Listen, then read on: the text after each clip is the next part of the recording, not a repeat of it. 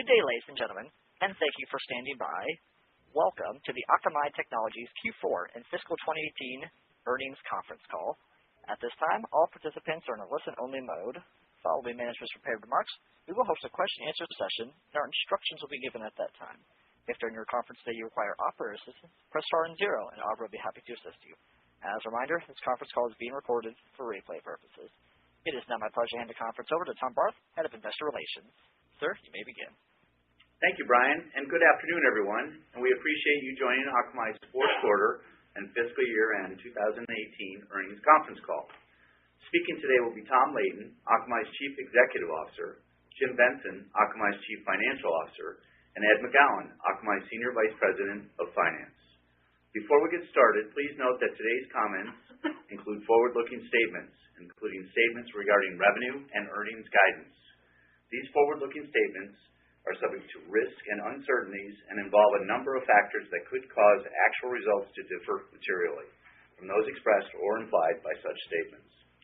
Additional information concerning these factors is contained in Akamai's filings with the SEC, including our annual report on Form 10-K and quarterly reports on Form 10-Q. The forward-looking statements included in this call represent the company's view on February 12, 2019. Akamai disclaims any obligation to update these statements to reflect future events or circumstances. As a reminder, we'll be referring to some non-GAAP financial metrics during today's call. A detailed reconciliation of GAAP and non-GAAP metrics can be found under the financial portion of the Investor Relations section of Akamai.com. And with that, let me turn the call over to Tom. Thanks, Tom, and thank you all for joining us today. Akamai delivered excellent results in the fourth quarter. Revenue was $713 million, up 8% over Q4 of 2017 and up 10% in constant currency. Q4 non-GAAP EPS was $1.07 per diluted share, up 51% year over year and up 52% in constant currency. These very strong results were driven by the continued rapid growth of our security business, the continued improvement in our media and carrier division, and a robust holiday commerce season in our web division. Our bottom line also benefited from a lower tax rate and from our continued focus on operational excellence. EBITDA margins in Q4 expanded to 42%, and non-GAAP operating margins expanded to 28%. Q4 marked our fifth consecutive quarter of increasing margins, and we anticipate further margin expansion in 2019.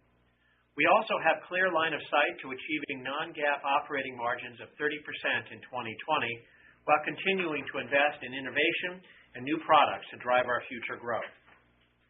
For the full year, revenue was $2.7 billion, up 9% over the prior year.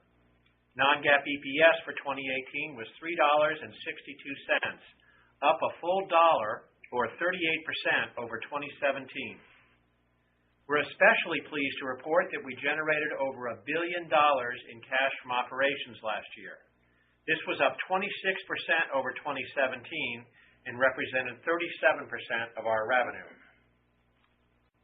In Q4, our security portfolio continued to be the fastest growing part of our business, with revenue of $185 million, up a very strong 38% year over year in constant currency. Security accounted for 26% of our total revenue last quarter, and our security business exited 2018 with a revenue run rate of $750 million per year. We now expect our security business to top the $1 billion mark in annualized revenues in 2020. That's a remarkable milestone, but we're not planning to stop there.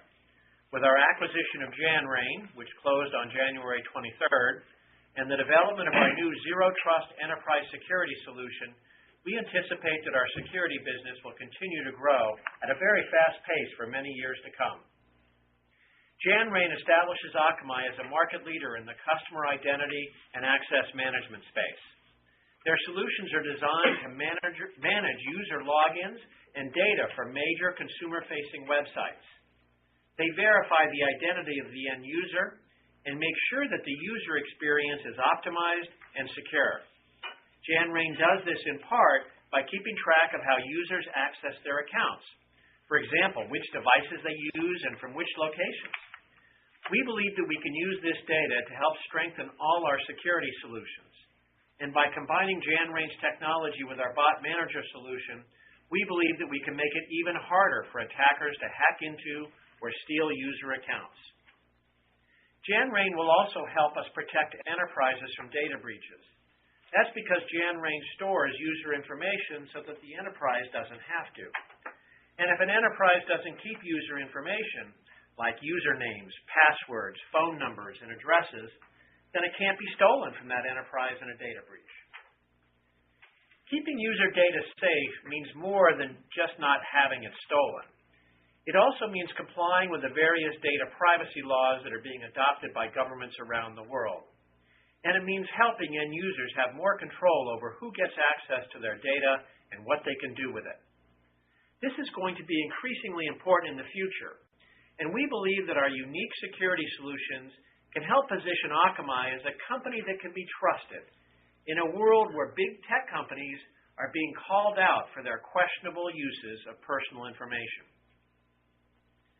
As we look forward, we're also excited about our new Zero Trust enterprise security solution. Last quarter, we signed our first Zero Trust deal worth more than $1 million per year, and we sold it to a manufacturer in Asia. Now, as most of you know, manufacturing is not a vertical known for buying our traditional web services. But manufacturing companies do care about cybersecurity and protecting their enterprise. And the same is true for just about every major company today. And so with our enterprise security solutions, we see an opportunity to dramatically expand the range of companies that we can serve. And since companies typically spend more on enterprise security than they do on web security, we expect this emerging business to have a more meaningful impact on our revenue beginning in 2020. We're also continuing to invest in other innovative technologies that could bring substantial future returns. For example, today we announced a new joint venture with Mitsubishi UFJ Financial Group of Japan. The joint venture will offer a new blockchain-based online payment platform called Global Open Network, or GoNet for short. GoNet is designed to enable next-generation digital financial transactions to be scalable, fast, efficient, and secure. The new platform is expected to become available in the first half of 2020. We were also very pleased to see the continued improvement in our media and carrier business in Q4. Traffic growth last quarter remained very strong in our OTT and gaming sectors. And in December, we achieved another record for peak traffic, driven by software downloads for Microsoft and Fortnite, and streaming of the UEFA Champions League.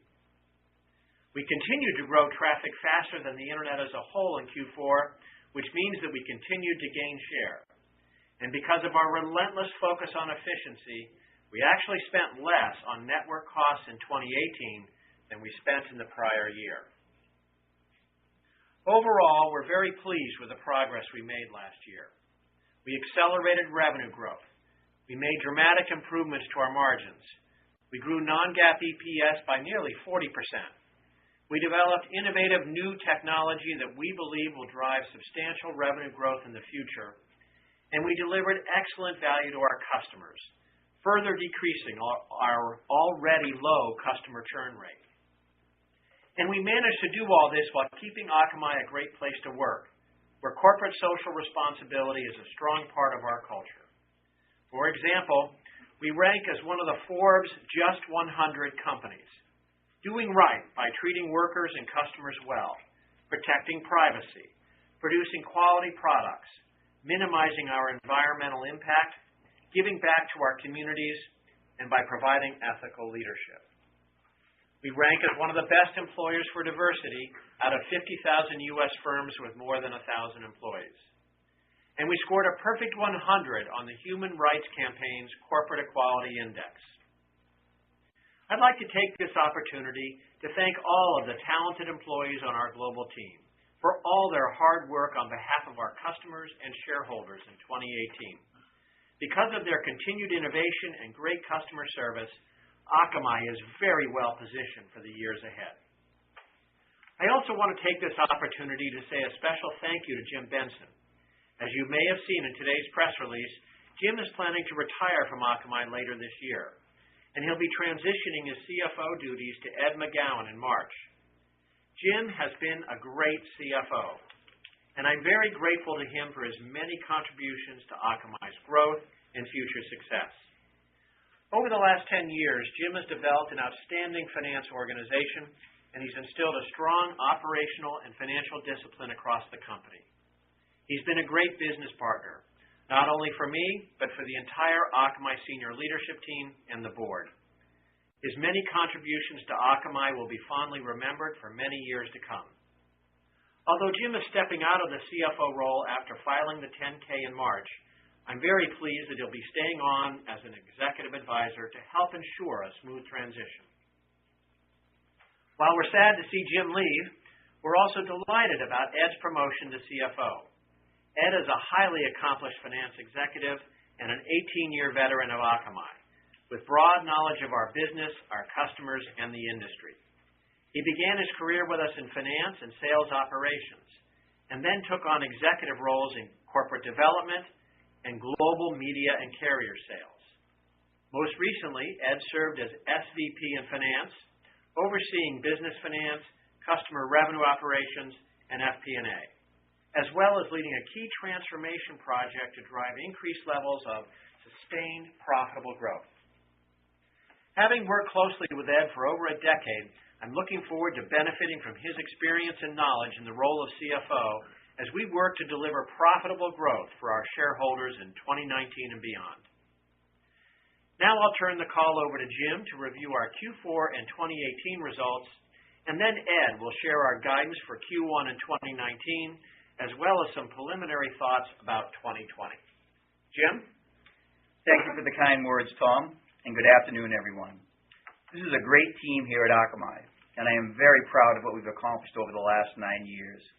With revenues approaching $3 billion a year, a rapidly growing security business with a $750 million annualized run rate, a more diversified portfolio that I believe positions Akamai for long-term success, industry-leading profitability, and a consistent focus on managing the business for the long term while delivering results in the near term. As I approach my 10th year helping to lead and drive the business, and after discussing my desire to make a change with Tom, I've decided this is the ideal time for Akamai to transition to the next CFO to lead our next phase of continued growth and expansion. The company has been demonstrating strong business results. We have a very talented finance team and bench in place, and there are many exciting future growth opportunities ahead. I am very pleased to be turning the reins over to Ed McGowan, who I have worked with over the past 9 years, most recently as my Senior Vice President of Finance. I'm looking forward to helping Ed, Tom, and the team in the near term, spending some more time with my family and considering my next professional challenge. I am confident that this transition will be seamless. With that, let me now dive into the details of our strong Q4 financial results. As Tom outlined, Akamai continued to perform well and had an exceptional fourth quarter, closing out a fantastic 2018.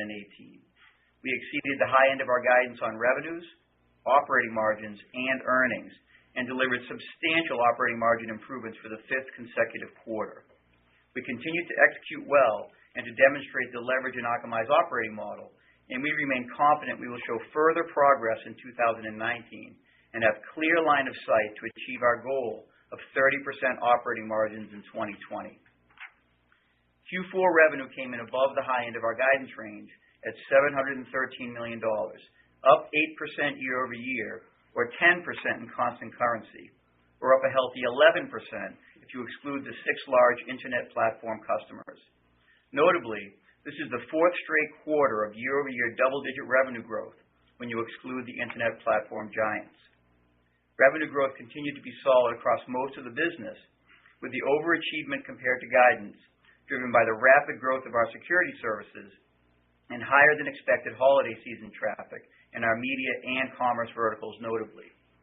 I mentioned on our last call that holiday season traffic would play a large role in where we would land relative to our fourth quarter guidance, and it did.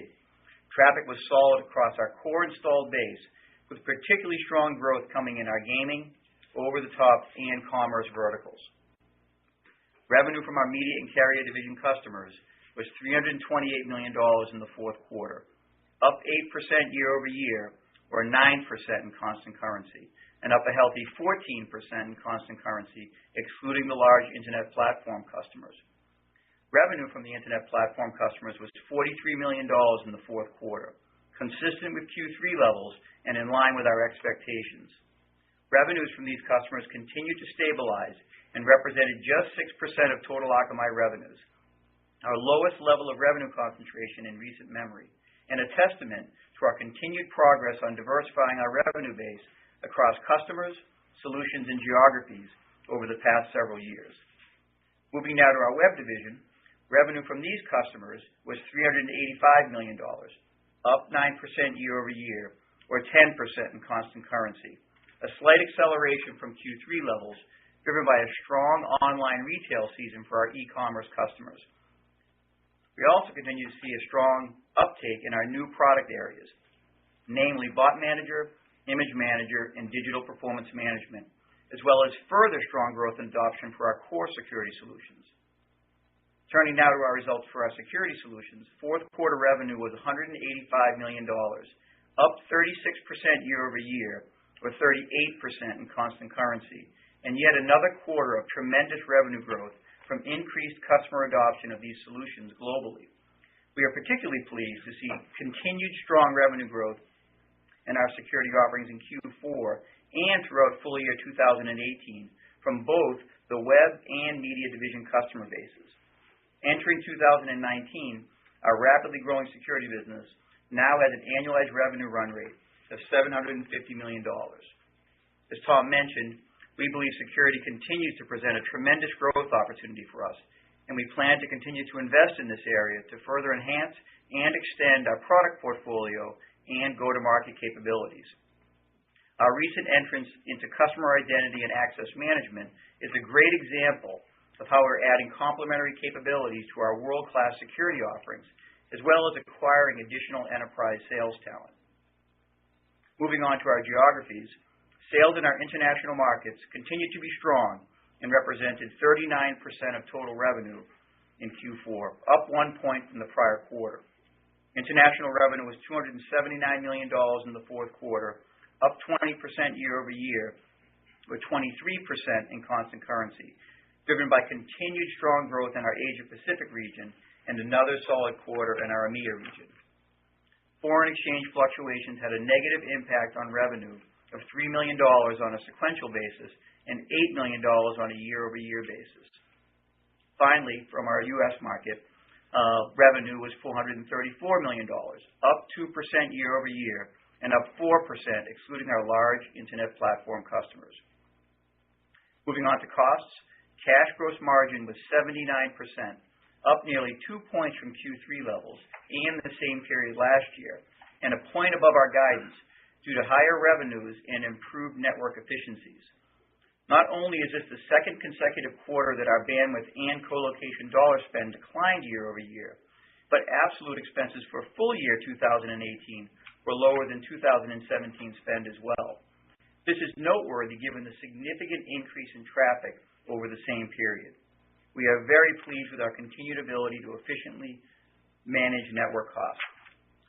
GAAP gross margin, which includes both depreciation and stock-based compensation, was 66%, also up 2 points from Q3 levels and in line with our guidance. Non-GAAP cash operating expenses were $262 million, up $18 million from Q3 levels. This was slightly above our guidance, driven by increased year-end commission and bonus costs associated with the revenue overachievement. Moving now to profitability, adjusted EBITDA for the fourth quarter was $301 million, up $28 million from Q3 levels, and up $56 million, or 23% from the same period in 2017. Our adjusted EBITDA margin came in at 42%, up 1 point from Q3 levels, up 5 points from Q4 2017 levels, and in line with our guidance range. Non-GAAP operating income for the fourth quarter was $201 million, up $20 million from Q3 levels, and up $42 million or 26% from the same period last year. Non-GAAP operating margin came in at 28%, up 1 point from Q3 levels, up 4 points from Q4 of last year, and in line with our guidance range. I am very pleased with the 5 consecutive quarters of margin expansion we have seen from our ongoing efficiency efforts and feel confident we can achieve our 30% non-GAAP operating margin goal in 2020 while continuing to make the required investments to drive both growth and further scale and leverage in the business. Capital expenditures in Q4, excluding equity compensation and capitalized interest expense, were $125 million, in line with our guidance for the quarter. For the full year 2018, capital expenditures came in at 16% of revenue and in line with our long-term model range. Moving on to earnings, non-GAAP net income was $176 million, or $1.07 of earnings per diluted share, 4 cents above the high end of our guidance range. These strong earnings results were driven by continued top-line execution, ongoing network and operating expense efficiencies, and a lower tax rate. Taxes included in our non-GAAP earnings were $32 million, based on a Q4 effective tax rate of just over 15%. This effective tax rate is a couple of points lower than our guidance due to a higher mix of foreign earnings and the resulting year-to-date true-up in the quarter. For the full year, the 2018 non-GAAP tax rate was just under 18%. Moving on to our GAAP earnings, there is one noteworthy item impacting our Q4 GAAP results that I'd like to provide some color on. We recorded a $13 million restructuring charge in Q4, and we expect to record an additional restructuring charge of approximately $10 to $12 million in Q1. These charges are primarily related to workforce reductions of approximately 125 employees in January, or about 2% of our total headcount. Also included in our restructuring charge are some small capitalized software impairments from decisions to deprioritize certain investment areas that have not achieved the commercial success and return on investment we expected. It is important to note these restructuring actions are being taken to enable some rebalancing of our investments, divesting in some areas, investing in others, and to position the company to meet our long-term goals of continued growth and scale. Factoring in this GAAP-only restructuring charge, GAAP net income for the fourth quarter was $94 million, or 57 cents of earnings per diluted share. Now I'll review our use of capital. We continue to focus on the importance of returning capital to shareholders. During the fourth quarter, we spent $124 million on share repurchases, buying back roughly 1.9 million shares. For the year, we spent $750 million, buying back 10.2 million shares, representing 124% of our free cash flow, and resulting in our share count declining from 171 million shares at the beginning of the year to 165 million shares in the fourth quarter. We now have $1.1 billion on our previously announced share repurchase authorization, and going forward, we intend to continue returning to our shareholders a significant percentage of our free cash flow through share repurchases, balanced against preserving our flexibility for other strategic opportunities. We believe our disciplined and balanced capital allocation approach will allow us to continue driving shareholder value through investing organically in the business, pursuing additional M&A, like we recently completed with Janrain, and returning capital to stockholders via share repurchases. In summary, we are pleased with how the business performed in Q4 and throughout 2018, and remain confident in our ability to execute on our plans for the long term. I'd now like to turn the call over to Ed to cover the Q1 and 2019 guidance, along with some initial thoughts on 2020. And again, I want to say how pleased I am to hand the reins to you. I know we are in good hands. Ed? Thanks, Jim. It's been a pleasure working closely with you over the past 9 years, and I look forward to following your example of professionalism and business leadership in the years ahead. Before I move on to guidance, there are 3 housekeeping items that I wanted to highlight. The first relates to a change in our network server useful lives. As some of you may recall, we announced on our Q4 2012 earnings call that we were required to extend the useful life of our network servers from 3 years to 4 years based on the actual server useful life trends. We carefully monitor the useful lives of all of our capital assets annually, and based on the outcome of that review, we now need to extend the useful lives of our network servers from 4 years to 5 years. Similar to when we made the change 6 years ago, this extended useful life is a direct result of the continued software and hardware initiatives that we have put in place to manage our global network more efficiently. Because we are now using our servers and our network for an average of 5 years, we have determined it is appropriate under GAAP accounting to adjust our useful life policy to 5 years, and this change will be effective in Q1.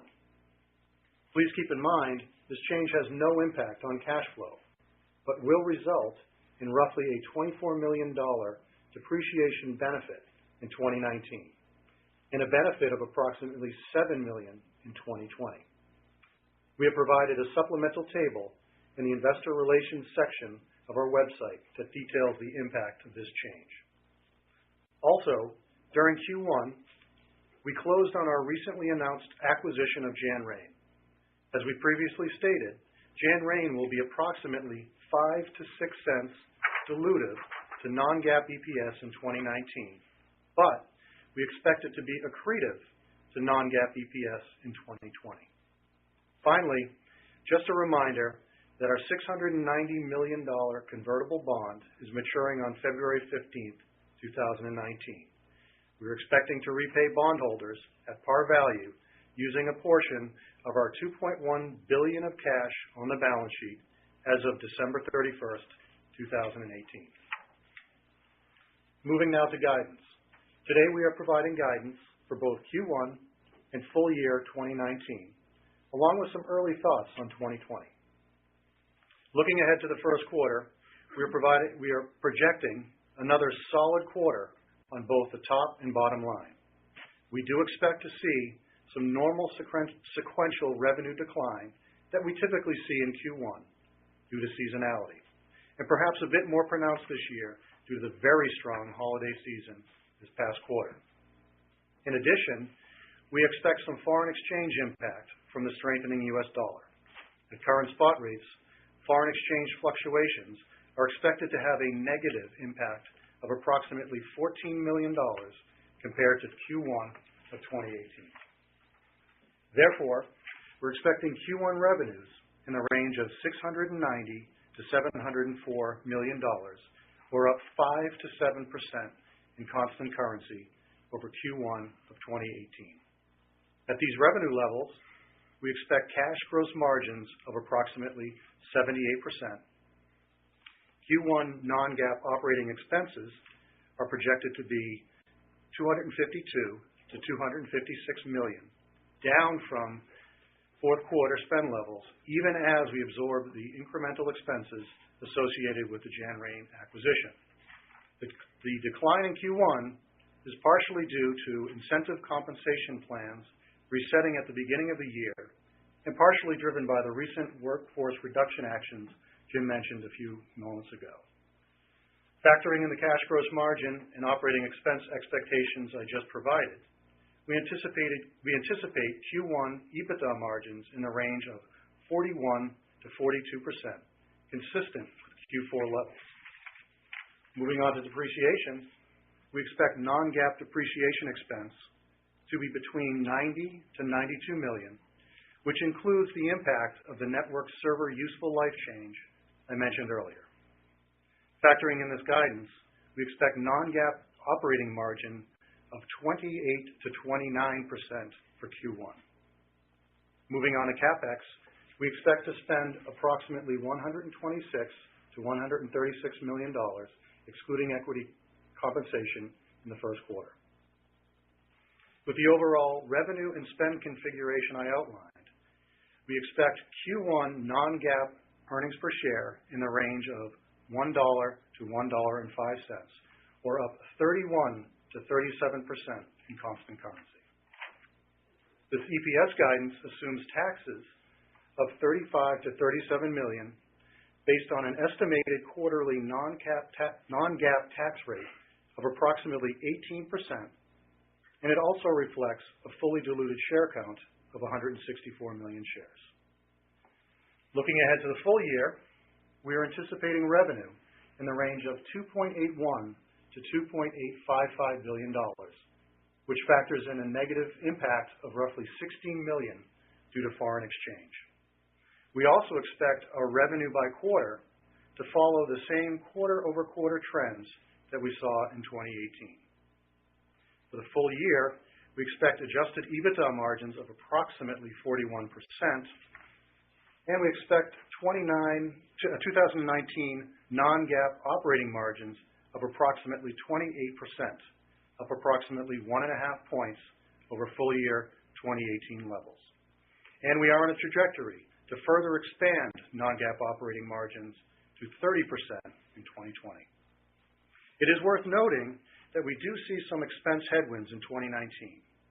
We expect approximately $8 million per quarter of additional operating expenses beginning in Q3 as the benefit of our patent royalty payments from Limelight comes to an end, and as we take on higher rent costs related to our new Cambridge headquarters. Therefore, we expect to see a slight decline in both EBITDA and operating margins in Q2 and Q3 with an improvement in Q4. Moving on to CapEx, full-year CapEx is expected to be approximately 19% of revenue. Included in our 2019 CapEx spend is roughly $100 million of one-time costs related to the build-out of our new headquarters that is expected to be completed by the end of this year. Excluding our headcount-related spend, our CapEx levels are in line with our long-term model. At these revenue and margin levels, along with an expected non-GAAP effective tax rate of approximately 18% and a fully diluted share count of approximately 164 million, we anticipate non-GAAP earnings per diluted share of $4 to $4.15 for the full year 2019. At the midpoint of that range, non-GAAP EPS would be up 14% year over year when adjusted for foreign exchange. We are pleased with how full year 2019 is shaping up, particularly from a margin expansion and profit perspective. In 2019, we plan to continue investing and innovating in areas we believe will drive future growth, continue to refine and optimize our go-to-market efforts, and ensure we are well-positioned to capture a growing share of the OTT market as we continue to focus on quality, cost, and scale. We are optimistic that our efforts in 2019 across the company will result in an acceleration in growth rate for both revenue and EPS in 2020, given our expectations of significant traffic growth in 2020 due to more events such as the Olympics and the U.S. presidential election, as well as more direct-to-consumer offerings coming to market later in 2019 and early 2020. Strong adoption of our new customer identity and access management products, increased market traction of our enterprise security products, and continued strong growth in our core web security products such as Kona Site Defender and Bot Manager. In closing, we are very bullish about the opportunities ahead for Akamai. We are confident in our ability to deliver revenue growth along with margin and earning expansion, achieve our 30% operating margin goal in 2020, and continue to invest in innovation to drive future growth. Thank you, and Tom, Jim, and I would like to take your questions. Operator? Thank you, sir. Ladies and gentlemen, at this time, if you would like to ask a question over the phone, press star and then 1 on your telephone keypad. If your questions have been answered or you wish to remove yourself from the queue, simply press the pound key. And to everyone participating in today's Q&A session, we kindly ask in interest of time that you please limit yourself to 1 question and 1 follow-up. Our first question will come from James Breen with William Blair. Your line is now open. Thanks for taking the question. Just can you talk about the security business and how you've seen the sales go between sort of the core DDoS and then some of the other products that you've sold, and from a customer perspective, what types of products are they taking? Are they taking all services from you guys? Thanks. We're seeing strong adoption across the board. Starting with DDoS. Then we have Kona Site Defender, which protects applications from being corrupted or taken over, or the website content from being corrupted. theft during transactions. Bot Manager, as we've talked about before, is our fastest new selling product in memory. The majority of transactions today are no longer human. There's bots, and particularly the bots that are trying to take over user accounts. The vast majority of logins today are not legitimate people, but bots who are trying out stolen credentials. So, very strong adoption across the board. And we're starting to get traction now with our Zero Trust Enterprise Security solution. As I mentioned, we signed up our first, $1 million a year customer.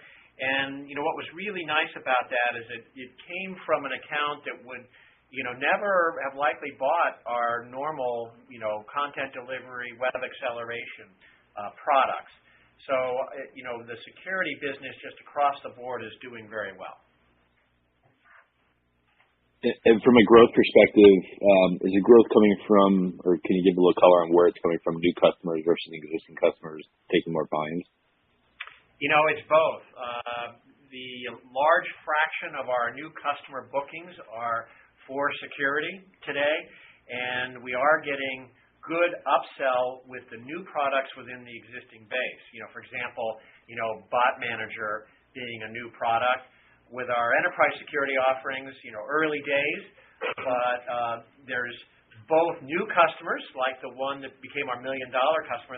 They weren't a customer before, but also selling that within existing accounts.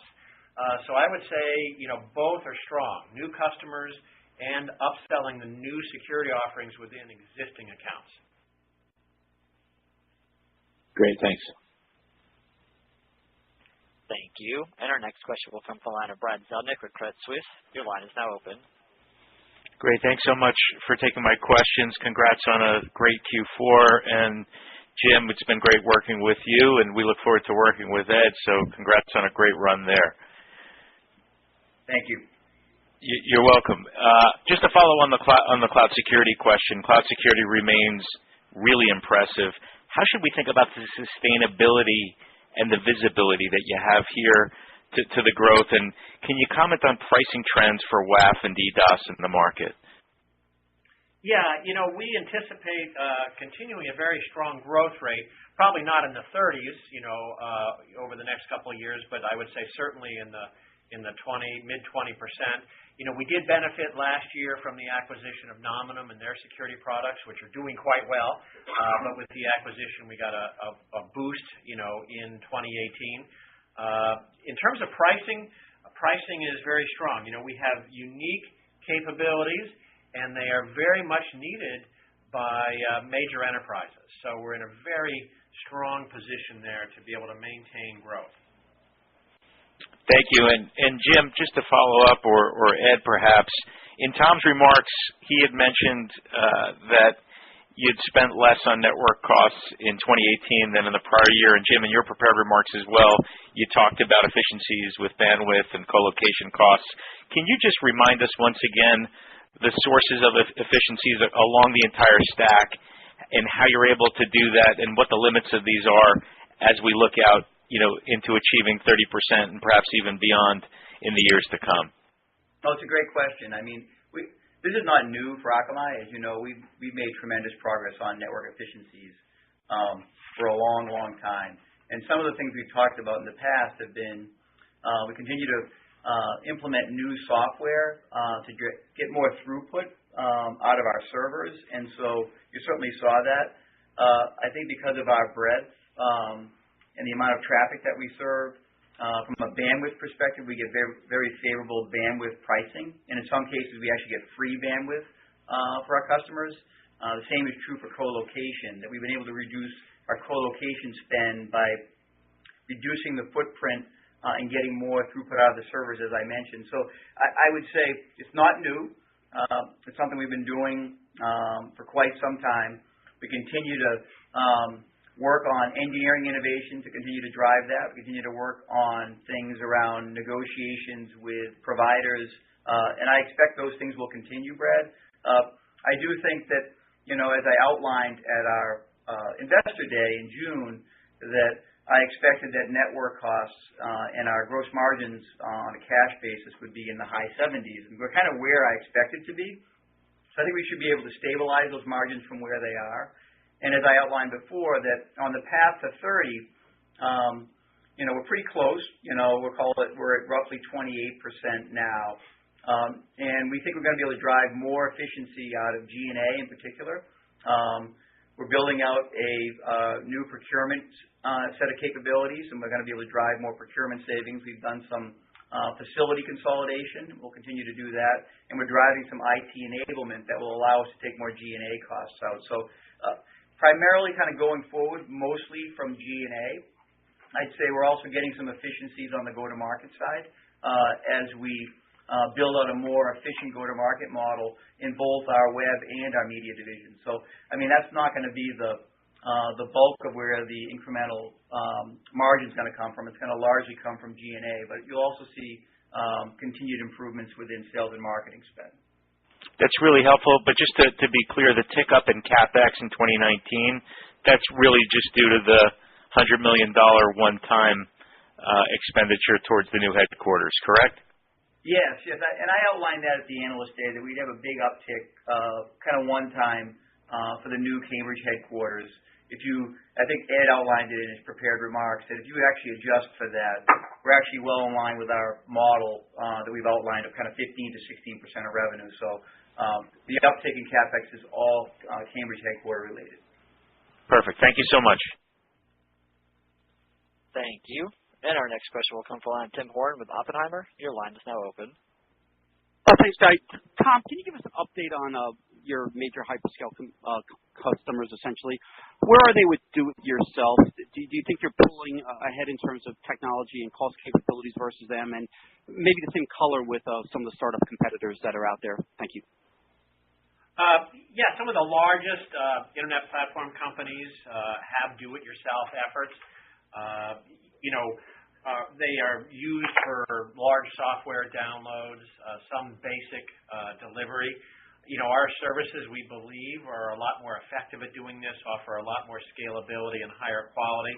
And that's the reason there's so few of the companies that really can think about affording to do it themselves, because that's a big cost, for them.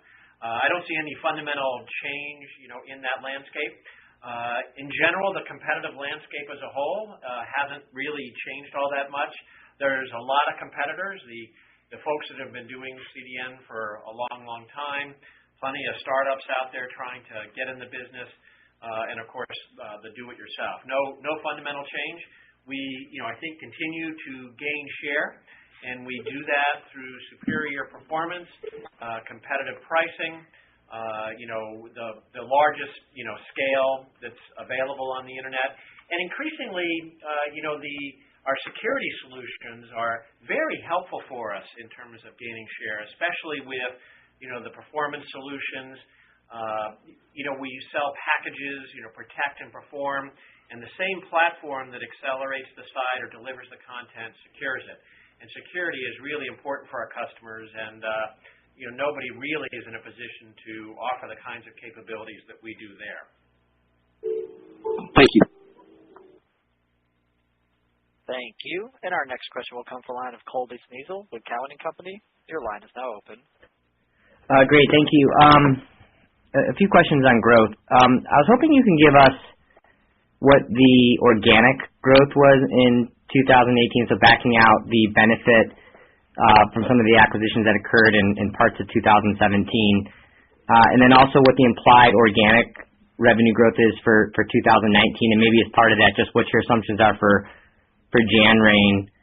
And then my other question just has to do with the performance segment. I know you don't break that out anymore, but when you give your guidance for 2019, what is your just broad expectations or assumptions for that went into that? Thank you. Okay, sure. This is Ed. In terms of our organic growth last year, it's probably around 7%. If you look at Nominum, added about $40 million roughly last year to the growth rate. And as far as our expectations around Jan-Rain, expecting it to be approximately $20 million, so not significant for 2019 in terms of revenue. But we do expect to get significant traction in the marketplace with our customers and expect to see significant growth going into 2020 as it relates to new Jan-Rain products. And as far as the organic growth now, we're expecting our security solutions to growing in the mid-20s, as Tom talked about, and if you do the math on that, basically it would suggest that the CDN other business is roughly flat. And a lot of that is driven by trends that we're seeing in media. We had a very tough compare this year in terms of media, in terms of the gaming sector. We have a number of large renewals in the first half of the year. We've got some industry consolidation that's really adding to the impact of some of those renewals. And a lot of these deals were put in place about 18 to 24 months. So I'd say that's really normal things that you see in the media and entertainment space.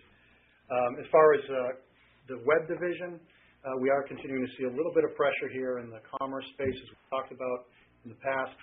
And that's really what's adding to the flattening of our CDN other business. We do expect to see that return to growth in 2020, as we expect to see a significant uptick in our media business going into 2020. Great, thank you. Thank you. And our next question will come from the line of Charlie Ehrlich with Baird. Your line is now open. Great, thanks. I wanted to ask a question about the enterprise security product specifically. In the past, you've compared those enterprise, or I guess the enterprise business, to what the security business was in its early days, and I just wanted to ask, I guess, how the enterprise business has been doing so far relative to those expectations.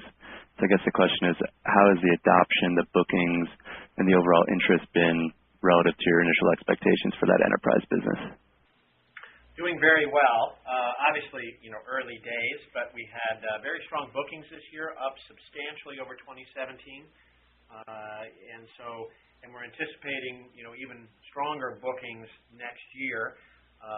So I would say we're very pleased with the progress in enterprise security. I think in the long run, it should be a bigger business than the web security business. You think about enterprises, more of them, almost all of them, in fact, care about enterprise security, and only really certain verticals are focused on, web security, which is our current, product set. And the amount of money that enterprises spend today, on firewalls and trying to prevent data breaches, is much greater than what, companies will spend on securing a website. So I think the market's bigger. And I think we're really at the cusp of a major change in how enterprises secure themselves. The notion of zero trust, everybody is talking about that now. It'll take years for enterprises really to fully make the transition, but the first customers now are embracing that and adopting, zero trust solutions. So I think a very, exciting future.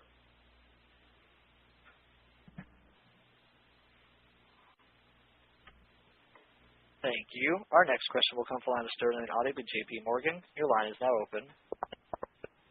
Yeah, thanks. Hi, guys. First, Jim, congratulations on completing a great tenure as CFO, and Ed, congratulations on your promotion. Thank you, Sterling.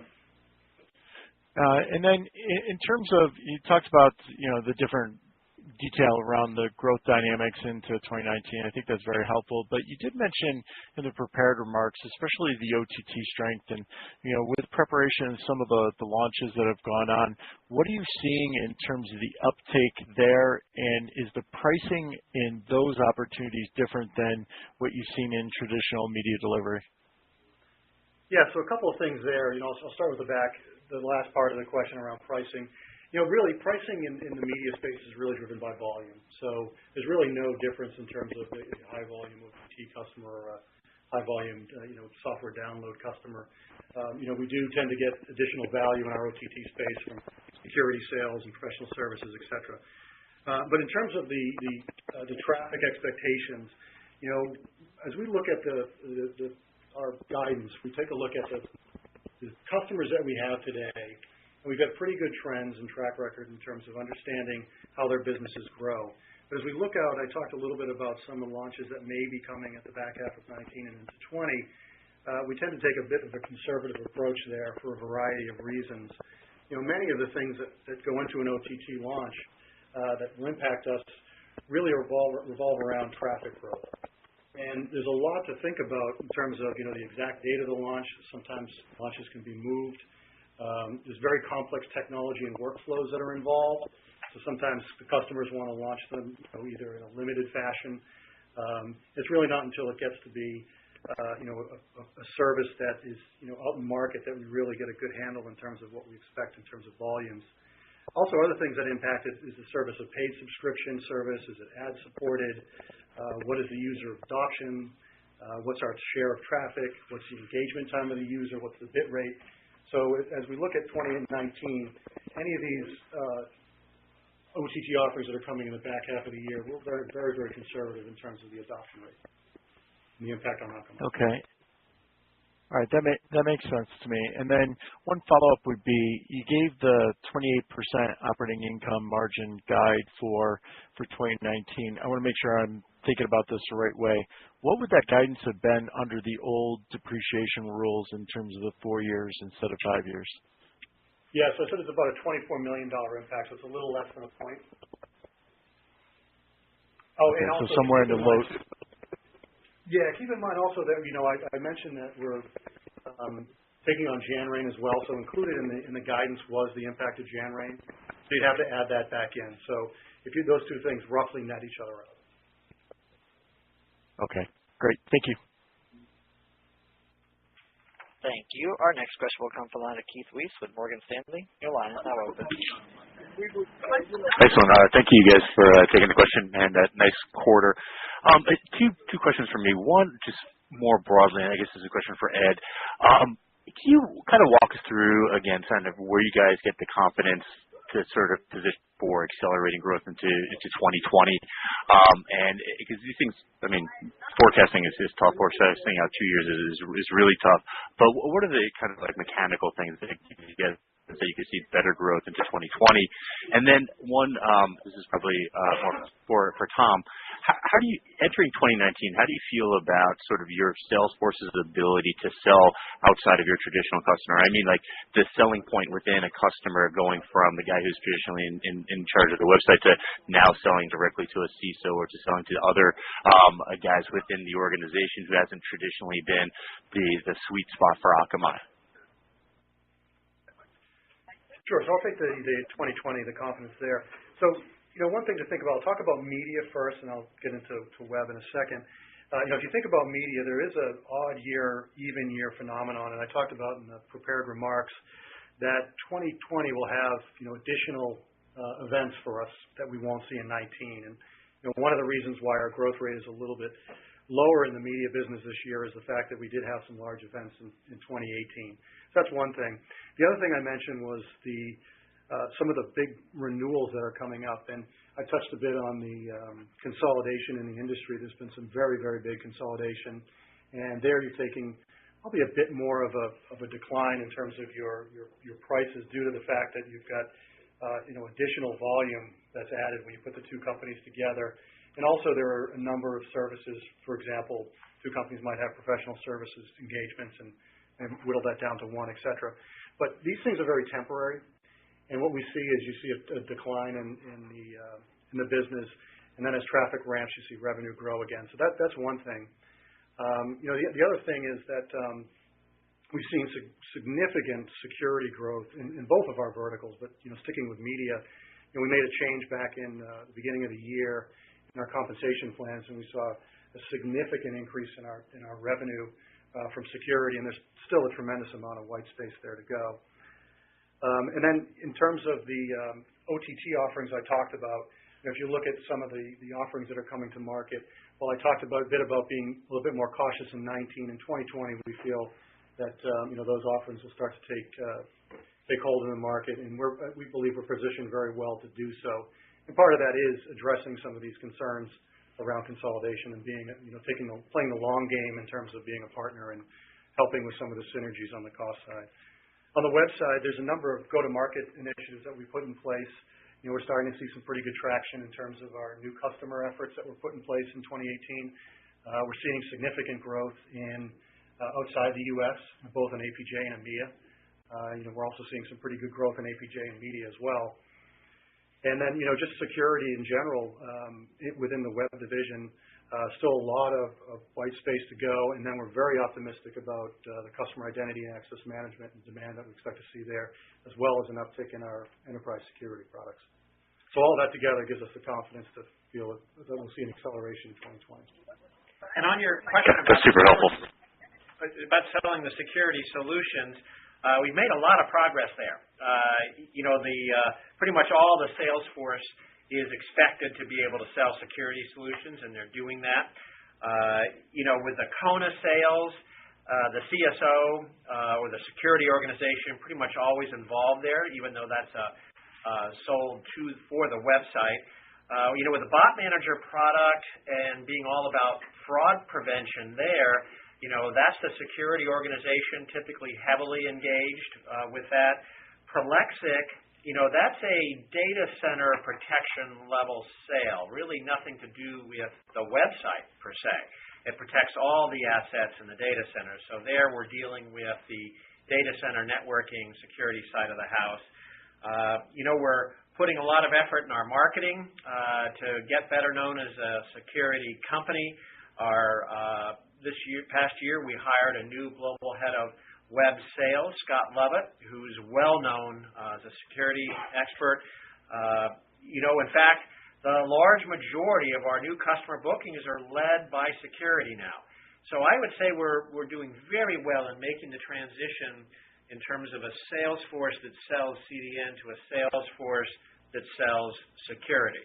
Now, the Zero Trust Solutions is the next step in that direction, and we're off to a good start there. Excellent. That sounds great. Thanks a lot, guys. Thank you. And our next question will come from the line of Brandon Nispel with KeyBanc Capital Markets. Your line is now open. Great. Thank you. Thanks for taking the question. I'm going to ask a growth question again. So you mentioned the CDN business will be flat in 2019, but return to growth in 2020 due to big events. What do you think is the sort of 2-year stacked growth rate, and what's sustainable in that business over a multi-year time span? That's one. And two, just to be clear, I guess more of a housekeeping, does your guidance embed pricing declines from some of the consolidation that's going on? Thanks. Sure. So I'll take the last question. This is Ed. I'll take the last question first. Yes, we did embed the expected pricing declines in our guidance. In terms of the core CDN business, if you look at our core CDN business, excluding the giants, just because the giants can sometimes skew some of the results, it grew at about 4% in 17 and about 4% in 18.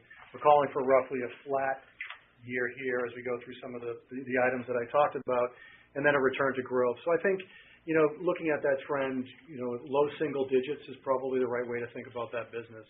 I think, one of the things that Jim pointed out, some of the cost initiatives that are going on in that business, it's a very profitable business for us, and it's something that we're going to continue to optimize as we go forward. And really, in terms of the next big leg up in growth, OTT, once that becomes a significant portion of, users' viewing time, you should see that begin to accelerate. Great. Thank you. Thank you. Our next question will come from the line of Michael Turtis with Raymond James. Your line is now open. Hey, guys. Good evening. Thanks for taking my question. Jim, of course, congratulations to you, and it's been a privilege working with you, and Ed, welcome to the slot, and congratulations as well. Thank you. Two questions, one on CDN, one on security. First of all, on CDN, in terms of that flattish growth for 2019, is that any different in terms of the growth expectation for the media delivery piece as opposed to the web performance piece within the CDN segment? Yeah, so it's roughly the same, Michael, in terms of the two. Okay, so about flat for both. Give or take a percent or point or two. Right. So it sounds like that's maybe slightly an improvement, maybe in performance, stabilizing a bit? I would say it's more stabilizing a bit. Right. And then my next question is on security. So security has been great, and as you pointed out, it's about a $750 million run rate, and you're looking to get it to $1 billion by 2020. But I think it's probably been mostly WAF and DDoS up to this point. The combined market for those two is only about $2 billion. So it seems as if you're going to get to $1 billion yourself, it's unlikely to be 50% of that market. So you must be anticipating a really good contribution outside of WAF and DDoS. Can you give us a sense for how big you think the non-WAF and DDoS piece of your security business could be by 2020? I think the vast majority of it will be WAF and DDoS in 2020. We do command a very strong share because we have really unique capabilities there in the market.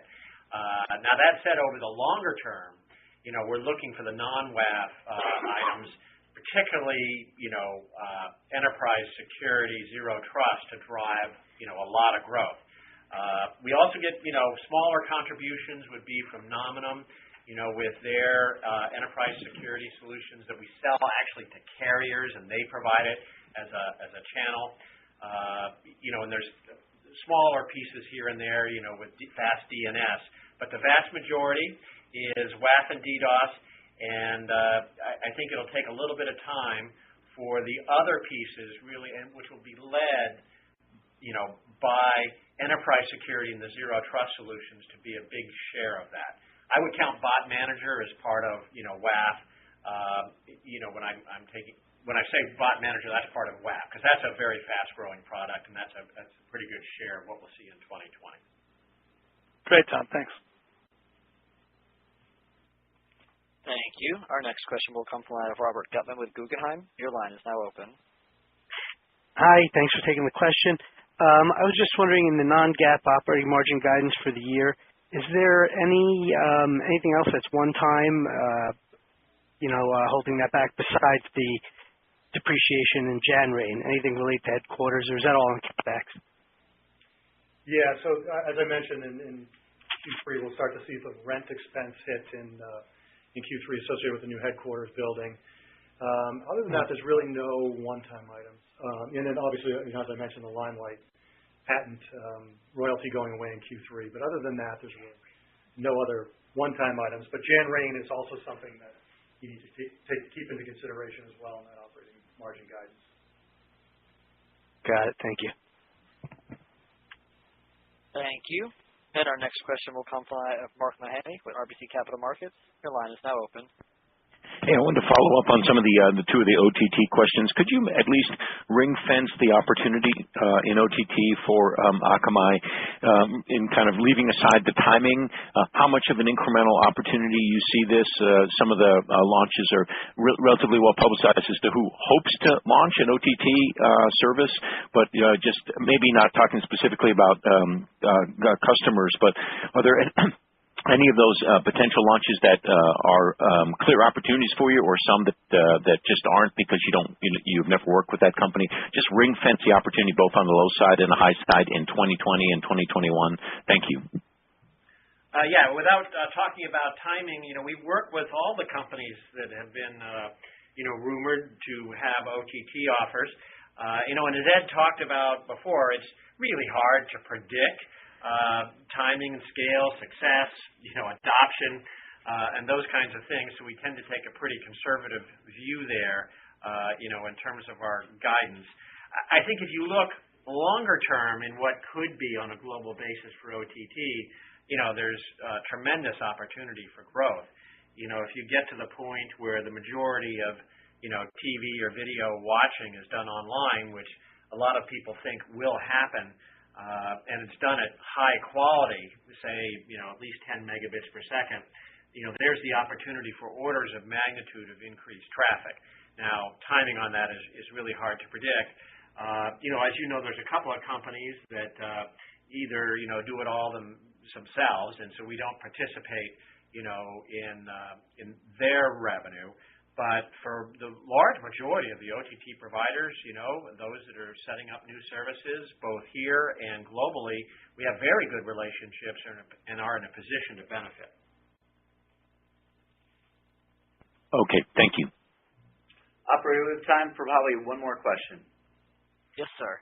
Our last question will come from the line of Sameet Sinha with B. Riley FBR. Your line is now open.